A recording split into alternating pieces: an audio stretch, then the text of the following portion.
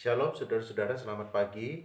Pagi ini kita sama-sama merenungkan masih di dalam kaitannya dengan Paskah. Nah, saudara-saudara, kita sudah sama-sama mempelajari tentang peristiwa-peristiwa Paskah yang terjadi dalam Perjanjian Lama. Nah, sekarang kita akan lihat peristiwa yang terjadi, peristiwa Paskah yang terjadi dalam Perjanjian Baru.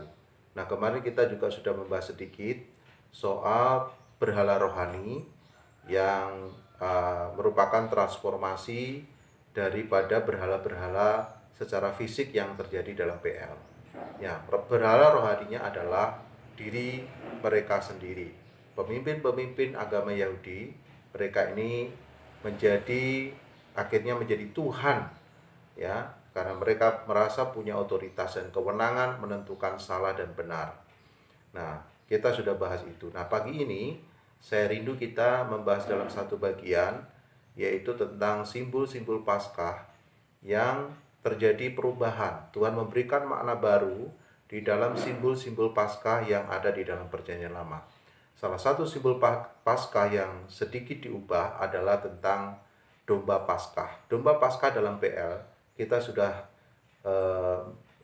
mengetahuinya, kita sudah sama-sama belajar tentang bagaimana memilih domba Paskah itu tidak boleh bercacat.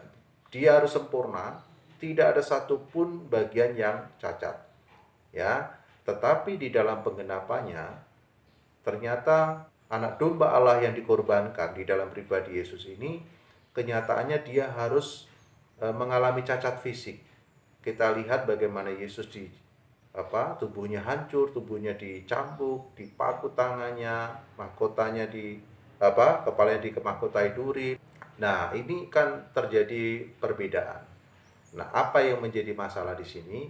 Karena sebetulnya penggenapannya itu yaitu bahwa kalau dulu pemilihan domba itu bersifat fisik, tetapi sekarang yang menjadi utama bagi penggenapan itu adalah bagaimana kehidupan rohani. Nah, kita akan bahas di dalam Yohanes pasal 6 ayat yang ke-54. Di situ ada kata-kata menarik, yaitu yang makan dagingku dan minum darahku.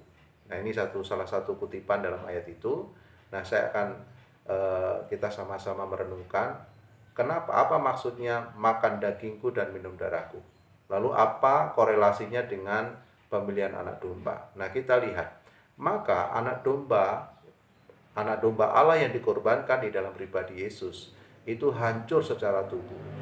Nah, saudara-saudara, hancur secara tubuhnya hancur, itu bicara tentang daging yang dihancurkan, itu adalah kematian Yesus Kristus. Nah, saudara-saudara, makan dagingku dan minum darahku, itu bisa dianggap kanibalis kalau orang tidak mengerti ya makna yang sesungguhnya. Ya, orang-orang yang menafsirkan secara harafiah pasti akan berbahaya, ya. Mereka akan berpikir bahwa itu adalah kanibalis, tetapi tidak. Itu lebih kepada makna rohani, yaitu bahwa orang yang makan daging dan minum darah Kristus itu adalah konsumsi kehidupan rohani kita. Maka dikontraskan di dalam ayat yang ke-55, dagingku adalah benar-benar makanan dan darahku adalah benar-benar minuman.